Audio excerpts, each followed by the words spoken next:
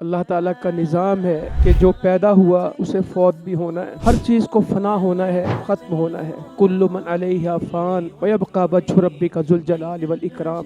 ہر چیز فنا ہو جائے گی، ہر چیز ختم ہو جائے گی، باقی تو صرف اللہ کا چہرہ رہے گا۔ کہ مکی صاحب کہتے تھے وقت تھوڑا ہے، وہ اللہ کے بندوں سب کے پاس وقت تھوڑا ہے۔ اگر انہوں نے یہ کہا کہ وقت تھوڑا ہے، وقت زیادہ کس کے پاس ہے؟ سب کے پاس تھوڑا ہے۔ وہ اپنے حصے کا کام کر گئے اور ہمیں اپنے حصے کا کام ابھی کرنا ہے۔ کیا معلوم تھا کہ وہ کہہ رہے تھے واپسی کا سفر کرو، قرآن سے جڑ جاؤ، نبی سے وفا کرو۔ اللہ کرے یہ تین جملے ان کے مجھے بھی یاد رہ جائیں۔ واپسی کا سفر کرو، قرآن سے جڑ جاؤ اور اپنے نبی سے وفا کرو۔ جو کہتے ہیں نا سارے کہ مکی صاحب کو جلدی بہت تھی، سی سی یو سے نکل آئے، اپنی ڈرپس اتاری، وہ جو پیڈ لگے تھے ای سی جی کے وہ اتار دیے، جنہیں مانیٹر کے چیزیں لگی تھی مانیٹرنگ کی سب اتار پھینکی کہ مجھے جلدی ہے لے چلو۔ تو فرمایا نیک بندے کو جلدی بہت ہوتی ہے، اللہ کی جنت کی طرف، اللہ کی خوشنودی کی طرف وہ جلدی کرتا ہے اور اسے اللہ سے ملاقات پسند ہوتی ہے اور اللہ تعالیٰ کو بھی اس سے ملاقات پسند ہوتی ہے۔ زندگی ایسے گزاریں میں بھی اور آپ بھی کہ ہمیں اللہ سے ملاقات پسند ہو اور اللہ کو ہم سے ہماری ملاقات پسند ہو اور موت کے وقت جنت ہمارے سامنے ہو جائے۔ نحن اولیاؤکم فی الحیات الدنیا فی الآخرہ، اور اے اللہ کے بندے ہم دنیا میں بھی تیرے دوست ہیں، ہم آخرت میں بھی تیرے دوست ہیں۔ بسم اللہ الرحمن الرحیم۔ تبارک الذی بیدہ الملک وهو على كل شيء قدير الذي خلق الموت والحياة ليبلوكم أيكم أحسن عملا وهو العزيز الغفور۔ اللہ تعالیٰ کا نظام ہے کہ جو پیدا ہوا اسے فوت بھی ہونا ہے، ہر چیز کو فنا ہونا ہے، ختم ہونا ہے۔ کل من علیہا فان ویبقى وجہ ربک ذو الجلال والاکرام۔ ہر چیز فنا ہو جائے گی، ہر چیز ختم ہو جائے گی، باقی تو صرف اللہ کا چہرہ رہے گا۔ جو پیدا ہوا ہے اسے مٹنا ہے، جو مخلوق ہے اسے ختم ہونا ہے، جس کی حیات ہے اس کی موت ہے، یہ اللہ کا فیصلہ ہے۔ اللہ تعالیٰ نے نبی کریم صلی اللہ علیہ وآلہ وسلم کو فرمایا انک میت وانہم میتون، بے شک آپ کو بھی موت آئے گی اور انہیں بھی موت آئے گی۔ نبی دنیا میں زندہ نہیں رہے،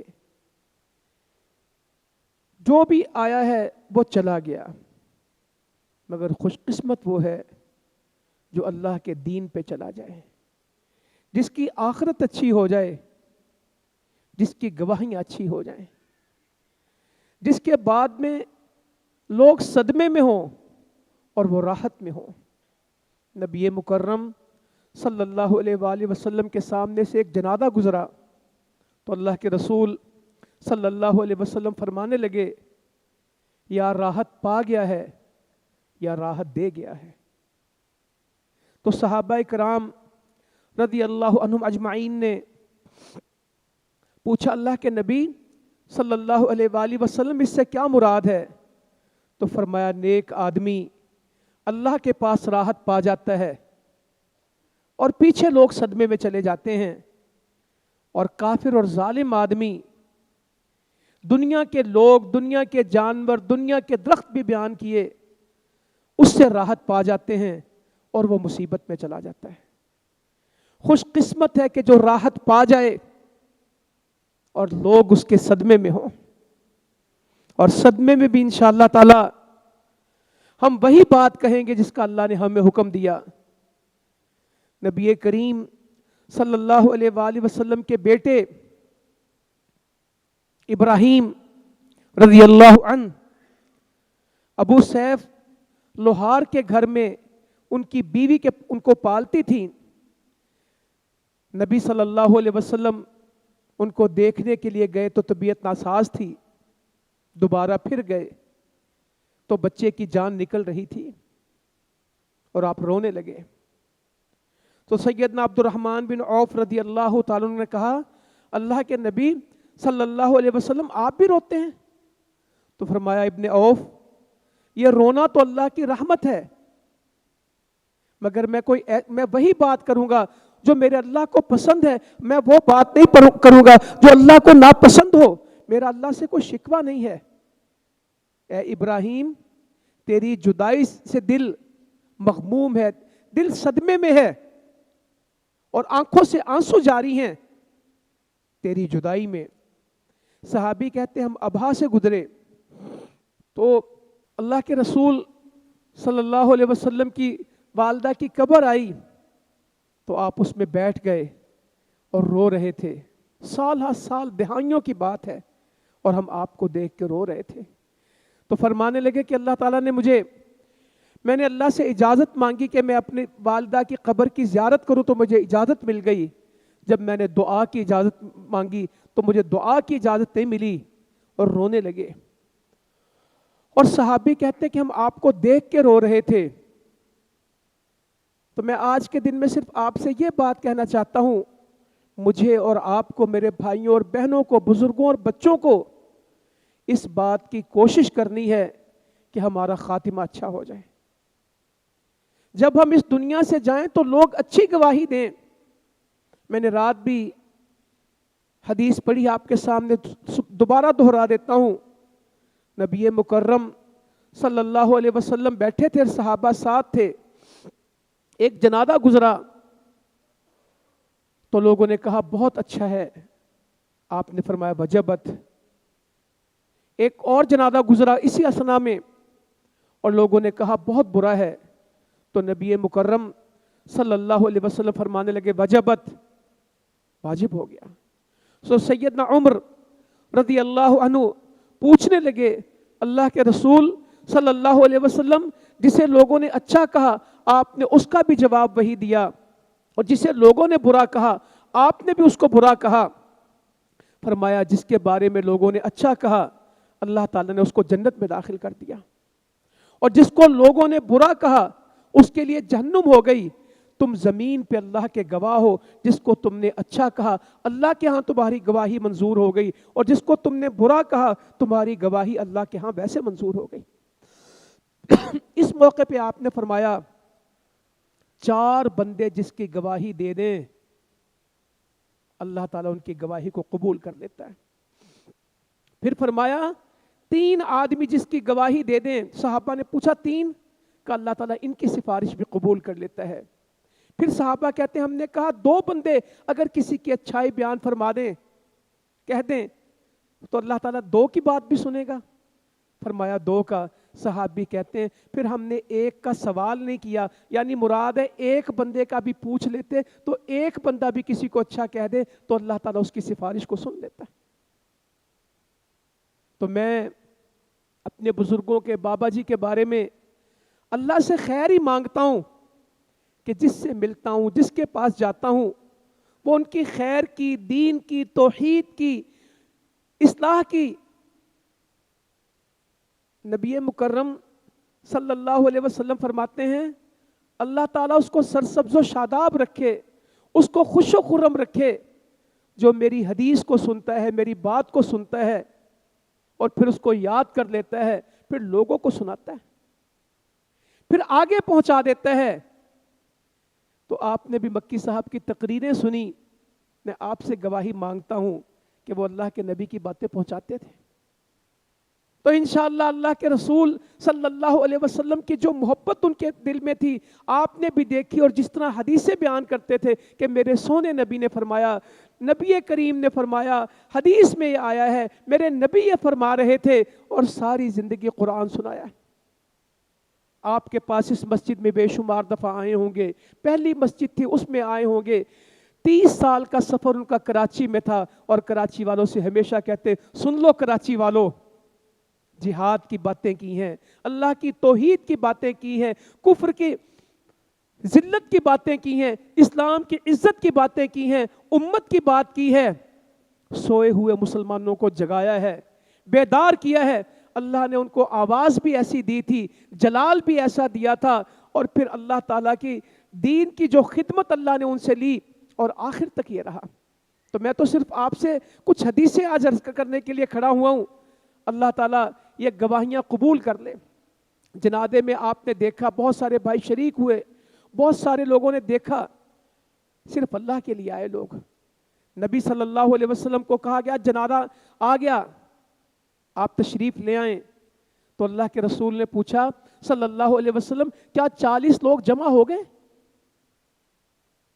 باہر جنازہ آیا، گھر میں آواز دی گئی، اللہ کے رسول صلی اللہ علیہ وسلم جنازے کے لیے تشریف لے آئے، تو آپ نے کیا سوال کیا کہ 40 لوگ جمع ہو گئے؟ تو صحابی نے کہا ہاں اللہ کے نبی صلی اللہ علیہ وآلہ وسلم 40 لوگ آ گئے۔ تو آپ نے فرمایا جس کے جنازے میں 40 لوگ یا 100 لوگ جمع ہو جائیں، جنہوں نے اللہ کے ساتھ شرک نہ کیا ہو، جو اللہ کی توحید کے کاربند ہو، وہ اس کے حق میں گواہی دے دیں تو اللہ تعالیٰ اس کو بخش دیتا ہے۔ آپ نے جنازے کو ہولڈ کرنے کا کہا، کیا 40 بندے موجود ہیں جنازے میں؟ تو یہاں تو اللہ کے وہ بندے جو توحید والے تھے، جو جہاد والے تھے، جو کتاب و سنت والے تھے، جن کا مکی صاحب سے ایک ہی تعلق تھا، لا الہ الا اللہ، اس کے سوا کوئی رشتہ نہیں تھا، نہ کسی لواحقی ان سے تعزیت تھی، نہ وہاں ٹھہرنا مقصد تھا، صرف یہ تھا کہ ہم اس جنازے میں شریک ہو جائیں۔ ہم سے لوگ روز ملتے ہیں، کہتے وہ ہم سے پہلے چلے گئے، کیا معلوم تھا کہ وہ کہہ رہے تھے واپسی کا سفر کرو، قرآن سے جڑ جاؤ، نبی سے وفا کرو۔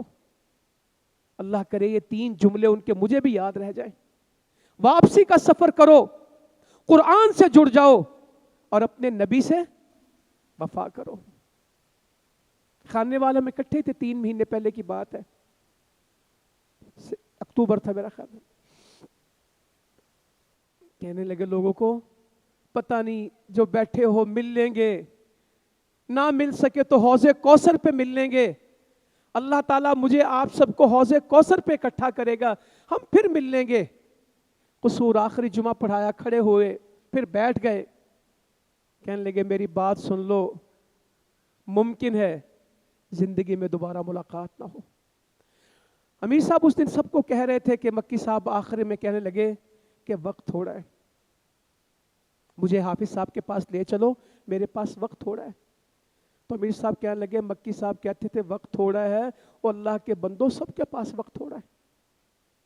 اگر انہوں نے یہ کہا کہ وقت تھوڑا ہے، وقت زیادہ کس کے پاس ہے؟ سب کے پاس تھوڑا ہے۔ وہ اپنے حصے کا کام کر گئے، اور ہمیں اپنے حصے کا کام ابھی کرنا ہے، اور ان کو بھی اجر وہ پہنچا سکے گا جو ان کی تقریروں کو سنے، جو ان کی دعوت کو سنے، پھر اس کو پہنچائے۔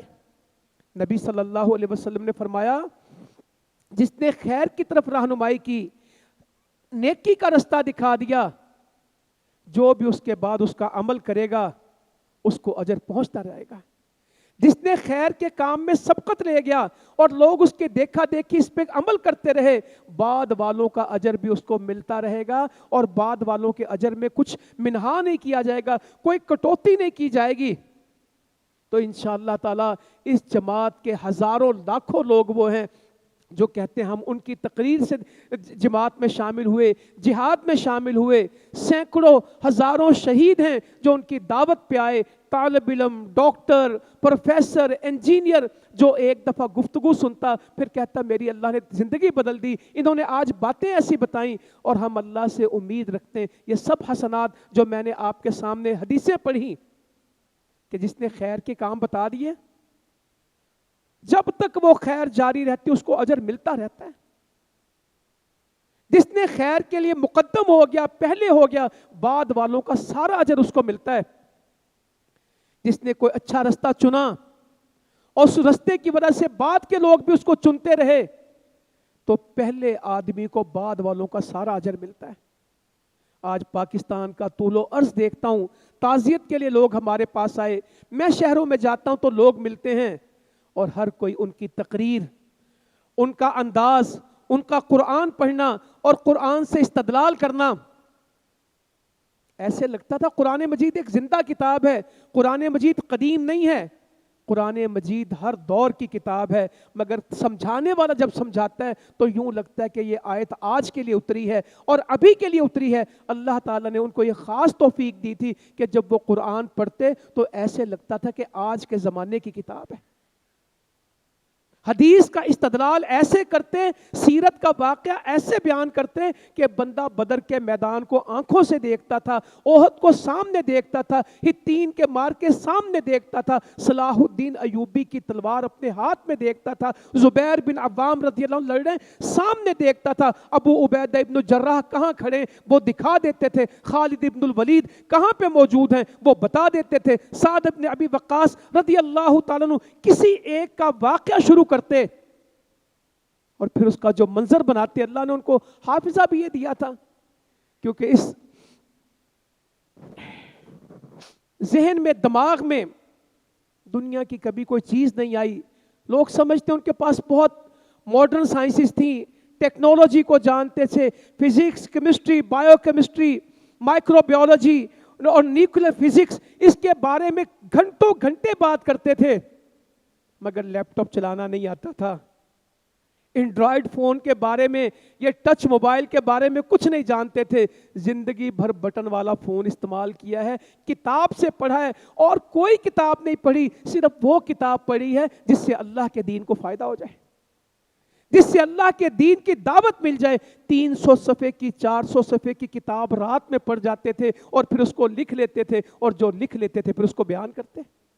امام ابن تیمیہ رحمۃ اللہ علیہ کو جب بیان کیا، اجتماع میں مرید میں علماء اکرام موجود تھے، مگر ایسے لگتا تھا کہ امام ابن تیمیہ کی سیرت پہلی دفعہ بیان ہوئی. ان بچوں کے مدارس میں پروگراموں میں آتے، درس بخاری میں تشریف لاتے اور امام بخاری کی سیرت کو بیان کرتے. ہاسپٹل میں تھے تو مجھ سے امام محمد بن عبد الوہاب رحمۃ اللہ علیہ کی زندگی اس کے اوپر گفتگو کرنے لگے. تو بڑے بڑے لوگوں سے میں نے امام محمد بن عبد الوہاب کے بارے میں سنا رحمۃ اللہ علیہ، مگر ایک نئی چیز ہے، ان کے بیٹے کی کتاب، اس کا حوالہ دے کے مجھے کہتے یہ واقعہ حدیث نکالو کہاں، تو میں نے کہا اسد الغابہ میں یہ لکھا ہوا واقعہ محیصہ بن مسعود کا. ایسے ایسے واقعات اور تربیت کی چیزیں. محض علم بتانا مقصود نہیں ہوتا تھا، ہمیں قوم کی تربیت کرنی ہے، ہم نے جہاد بیان کرنا ہے، ہم نے غزوہ ہند بپا کرنا ہے، ہم نے غزوہ فکری کرنا ہے، ہم نے امریکہ کو شکست دی ہے.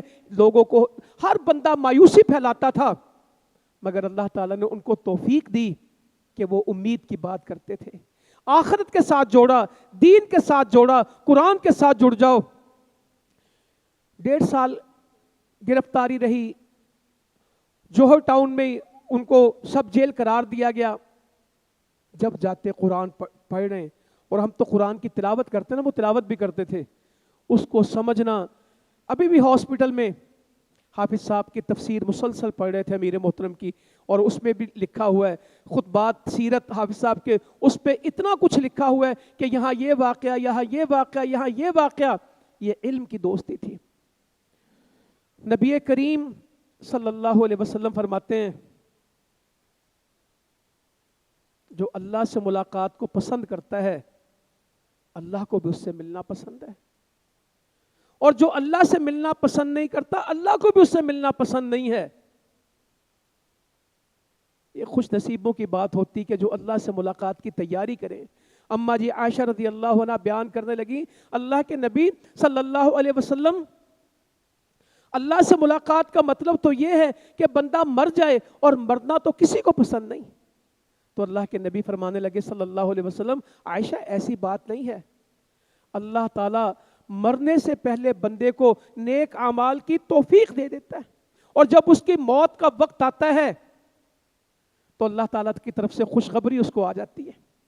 موت کے وقت میں خوشخبری آ جاتی ہے عزت کی اور خوشنودی کی کہ تیرا رب تجھ سے خوش ہے، اللہ تعالیٰ تجھے عزت کی زندگی دے گا. اور وہ اس کو مرتے وقت اس سے زیادہ کوئی چیز محبوب نہیں ہوتی کہ میری اللہ سے ملاقات ہو جائے اور میں جنت میں چلے جاؤں. نیک بندے کو مرتے کے وقت جلدی بہت ہوتی ہے. میں حدیث آپ کے سامنے پڑھ رہا ہوں، صحیح بخاری سے پڑھ رہا ہوں، کہ جو کہتے ہیں نا سارے کہ مکی صاحب کو جلدی بہت تھی، سی سی یو سے نکل آئے، اپنی ڈرپس اتار دیں، وہ جو پیڈ لگے تھے ای سی جی کے وہ اتار دیے، جتنے مانیٹر کے چیزیں لگی تھی مانیٹرنگ کی سب اتار پھینکی کہ مجھے جلدی ہے لے چلو. تو فرمایا نیک بندے کو جلدی بہت ہوتی ہے. اللہ کی جنت کی طرف, اللہ کی خوشنودی کی طرف وہ جلدی کرتا ہے, اور اسے اللہ سے ملاقات پسند ہوتی ہے, اور اللہ تعالیٰ کو بھی اس سے ملاقات پسند ہوتی ہے, اور اللہ سے وہ ملنا چاہتا ہے جسے نیکی کی زندگی ملے. اور فرمایا کافر جب اس کی موت کا وقت آتا ہے تو عذاب کی بشارت اس کو دی جاتی ہے, اس سے بڑی ناگوار چیز اس کے لیے کوئی نہیں ہوتی, اور وہ اللہ سے ملنا پسند نہیں کرتا, اور اللہ کو بھی اس سے ملاقات کی کوئی چاہت ہی نہیں ہوتی. اللہ اس سے کیوں ملے؟ تو میرے بھائیوں, بزرگوں, بہنوں, زندگی ایسے گزاریں, میں بھی اور آپ بھی, کہ ہمیں اللہ سے ملاقات پسند ہو, اور اللہ کو ہم سے ہماری ملاقات پسند ہو, اور موت کے وقت جنت ہمارے سامنے ہو جائے, جنت ہمارے سامنے ہو جائے, اور اللہ کی رضا اور خوشنودی ہمارا مقدر ٹھہر جائے. ان الذين قالوا ربنا اللہ ثم استقاموا تتنزل عليهم الملائکہ, بے شک جنہوں نے کہا کہ اللہ ہمارا رب ہے پھر اس پہ جم گئے, ان کے اوپر فرشتے اترتے ہیں. اور موت کے وقت کس کو دیکھتے ہیں؟ سب لوگ کہتے ہیں نا وہ لینے والے آ گئے. میں نے بڑے مشائخ سے, بڑے علماء کرام سے پوچھا اس کا کیا معنی ہے. میں نے اور لوگوں سے بھی سنا کہ وفات کے وقت وہ کہتے کہ فلاں شخص آ گیا. ہمارے ایک ساتھی ہیں, ان کے ابا جی فوت ہوئے, تو اپنی بہو سے کہنے لگے بیٹا مجھے انگور پکڑاؤ. اس نے کہا ابا جی انگور کا تو موسم ہی نہیں. کہتے وہ انگور تو ہیں. امیر محترم کہتے ہیں مکی صاحب نے 2 دفعہ مجھے کہا وہ لینے والے آ گئے, وہ لینے والے آ گئے. تتنزل علیہم الملائکہ, اللہ کے فرشتے اترتے ہیں. اللہ تخافوا ولا تحزنوا, جو آ کے فوت ہونے والے کو کہتے ہیں ڈر نہ, غم زدہ نہ ہو. وَأَبْشِرُوا بِالْجَنَّةِ الَّتِي كُنْتُمْ تُوعَدُونَ, ہم تو تیرے لیے خوشخبری لے کے آئے ہیں اس جنت کی جس کا تجھ سے وعدہ کیا گیا. نحن اولیاؤکم فی الحیات الدنیا وفی الآخرہ, اور اے اللہ کے بندے ہم دنیا میں بھی تیرے دوست ہیں, ہم آخرت میں بھی تیرے دوست ہیں. وَلَكُمْ فِيهَا مَا تَشْتَهِي أَنفُسُكُمْ وَلَكُمْ فِيهَا مَا تَدَّعُونَ, تیرے لیے تو وہ کچھ ہے جس کی تو خواہش کرے گا, اور جو تو مانگے گا سب اللہ نے تیرے لیے تیار کیا. نزلا من غفور الرحیم, یہ دنیا کی چیزیں چھوڑ, اب تیری مہمانی کون کرے گا, اب تیرا استقبال کون کرے گا؟ نزلا من غفور الرحیم, یہ سارا بندوبست تو اس غفور کی طرف سے ہے, بخشنے والے کی طرف سے, رحیم کی طرف سے. یہ اللہ کا قرآن ہے. موت کا پتہ ہی نہیں لگتا. نبی صلی اللہ علیہ وسلم فرماتے ہیں مومن بندے کی وفات ہوتی ہے جیسے مشکیزہ ہو اور اس کا دھاگا ڈھیلا کر دیا جائے اور پانی خود بخود آنے لگ جاتا ہے, کچھ موت کا وقت نہیں پتہ لگتا. اور جنت کے فرشتے ساتھ کھڑے ہوتے ہیں, جنت کا کفن لاتے ہیں, جنت کی خوشبو لے کے آتے ہیں. گھر والوں نے ابھی کوئی بندوبست نہیں کیا ہوتا, جنت کا کفن بھی آ جاتا ہے, اور آسمان سے استقبال آتے ہیں, یا ایتھا النفس المطمئنہ. یہ مجھ پہ بھی وقت آنا ہے, آپ پہ بھی آنا ہے. ہم اللہ سے دعا کریں اللہ تعالی ہمیں ایسے اعمال کی توفیق عطا فرمائے, یہ آیتیں ہمارے لیے ہو جائیں, میرے لیے ہو جائیں, ہم میں سے ہر کسی کے لیے ہو جائیں. یا ایتھا النفس المطمئنہ, اے اطمینان والی جان, اے نفس مطمئنہ, ارجعی الی ربک, کیا دنیا میں رہنا, اپنے رب کی طرف واپس آ جا. تو نے دنیا میں کیا دل لگانے, واپسی کا سفر کرو. سنتے ہیں آپ ان کا جملہ, واپسی کا سفر کرو. ارجعی الی ربک, چھوڑ اس دنیا کی چیزیں.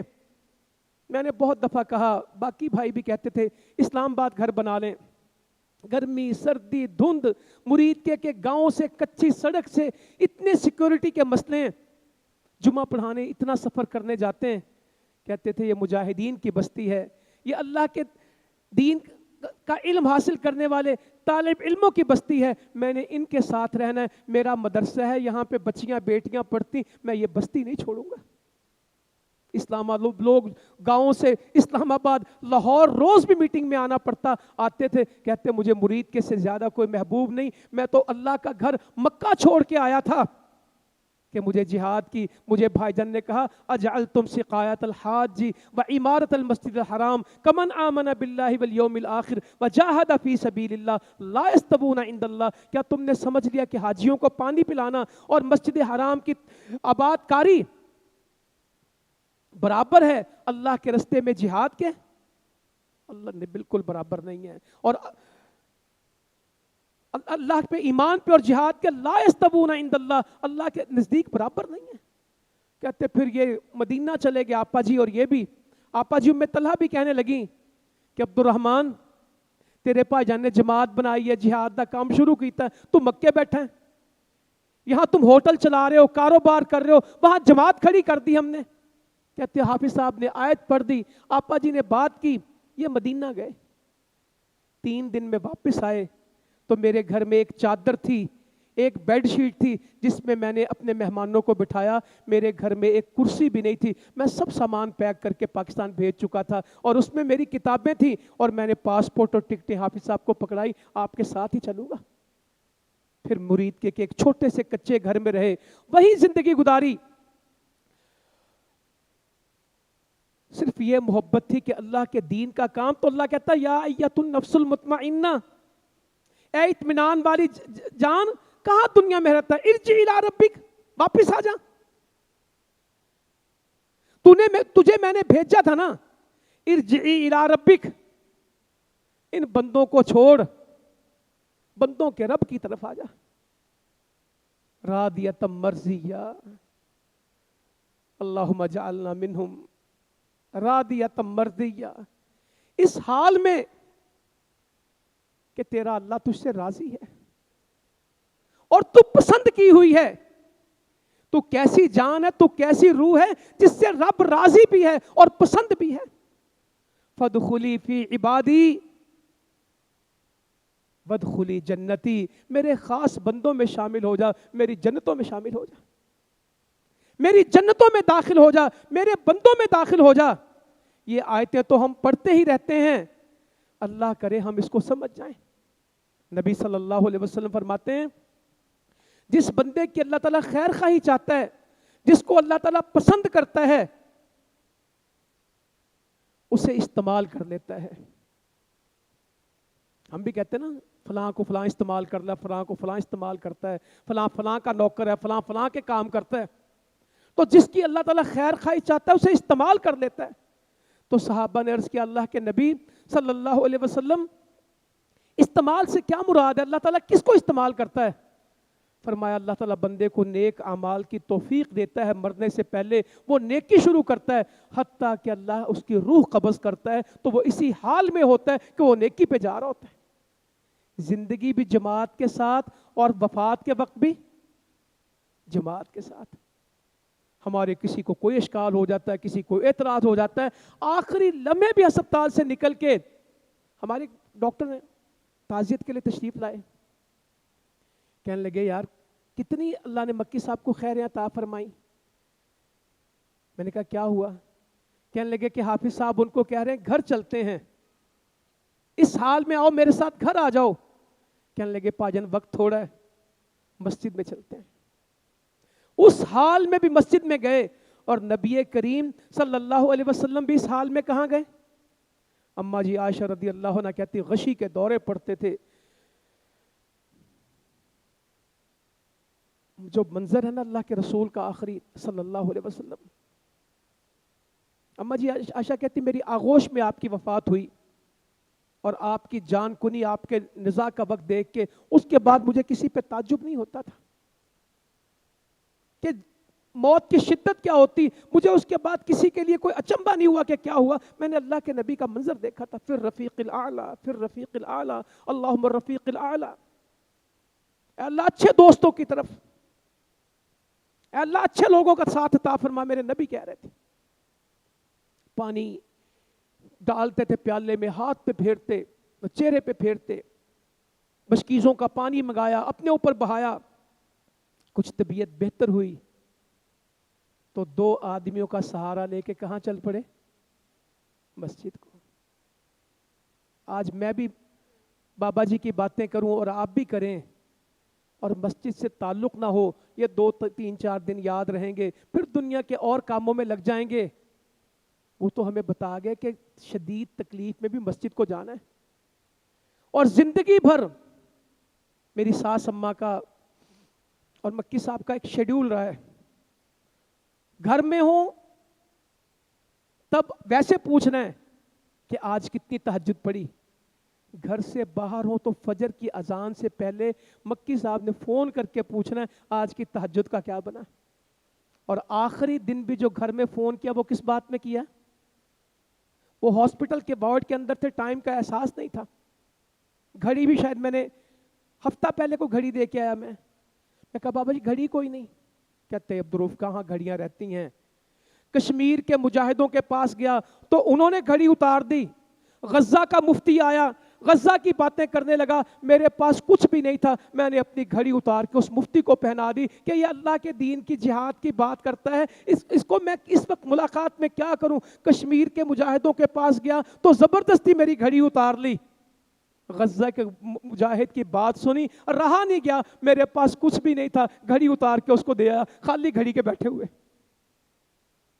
اللہ نے ان کو توفیق دی تھی. تو اس رات بھی فون کر کے گھر، ماں جی کہتی کہ مجھے فون کیا تو میں ابھی نماز پڑھ رہی تھی، میں نے بیک کال کی، آپ کا فون آیا. کہتے بس میں پوچھنا سی تسی تہجد پڑھ لی؟ تو میں نے کہا ابھی تو آدھا گھنٹہ فجر میں، میرے وتر باقی. کہتے بس مجھے پتہ نہیں لگا، میں نے پڑھ لی ہے. مسلمانوں اگر یہ اچھی عادتیں ہم اپنائیں گے، ہم ان کے لیے صدقہ جاریہ بن جائیں گے. وہ تہجد کے پابند تھے. فجر پڑھنے جاتے مرید کے مسجد والوں سے پوچھیں، اشراق کے بھی آدھا گھنٹہ بعد تک ہوتے، اس کو بلاؤ اس کی بات سنو، اس کو بلاؤ اس کی بات سنو. کسی کا مسئلہ میں اللہ کی توفیق سے اس کو حل کروں. 6 سال کا بچہ بھی اپنا مسئلہ ان کو بتا لیتا تھا. اور جس مسئول کو لوگ مسئلہ نہ بتا سکے اور جس سے ملنا مشکل ہو جائے، سب سے آسان بندہ وہ ہوتا ہے جو مسجد میں نماز پڑھے اور لوگ اس کو ملنے. ہمارے امیر صاحب کے تو انہوں نے حالات اب اس طرح کر دیے، مگر زندگی میں ہم نے دیکھا امیر صاحب سے ملنا سب سے آسان کیا ہے؟ مسجد میں نماز پڑھیں، السلام علیکم، ملاقات ہو جائے گی. تو مکی صاحب رحمۃ اللہ علیہ 2 گھنٹے فجر کے بعد مسجد میں بیٹھتے کہ میں لوگوں کی بات سنوں، ذکر کرتے. وقت کافی ہو گیا، ایک بس آپ کو بات سناؤں. نیکیاں یاد رکھیں.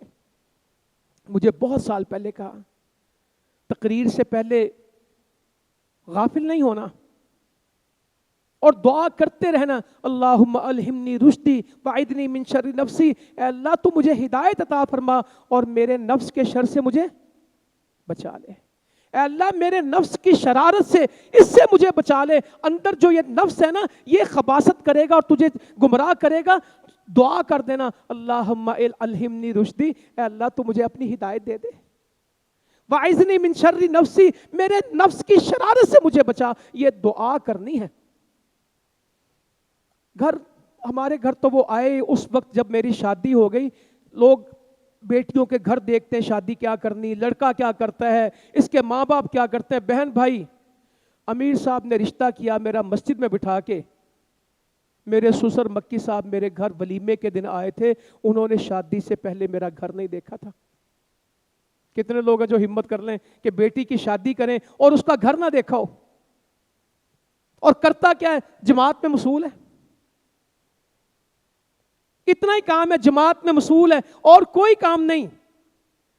تو اللہ تعالیٰ آخری لمحہ بھی جماعت کے ساتھ رہے. اور جب جماعت میں آ گئے تو جماعت کے سوا کچھ نہیں، بڑے کاروبار چیزیں. تو میں بس وہ بات سناؤں جو کہنے لگا تھا. ان کے زمیل کہتے ہیں، جو یہ ساتھی ہمارے ساتھ ہوتے ہیں، ہم میں سے کوئی پیچھے رہ جاتا گاڑی کے کبھی رکے نہیں تھے، نکلو بس رہ گیا جسے رہ گیا. تسبیح رہ جاتی گھر میں تو 5 کلومیٹر بھی واپس آتے، تسبیح لے جاؤں. میں کہتا آپ انگلیوں پہ پڑھا کریں. کہتے یار یہ بھی انگلیاں، میں بھول جاتا ہوں، میں نے اپنے اذکار پورے کرنے ہوتے. تسبیح لینے کے لیے گھر واپس آتے کہ میرا سفر تسبیح کے بغیر نہیں ہوتا. تو گھر آئے ہمارے، دیکھا دکھا، مال روڈ کا پروگرام تھا. عبد المحسن زندہ تھا، مجھے یاد ابھی بھی وہ گھر سے باہر کھڑا تھا. کہتے اس کے دادا جی دعا سکھاتے تھے، میں تمہیں سکھاتا ہوں. اللہم اغفر لی ذنبی ووسع لی فی داری وبارک لی فی رزقی.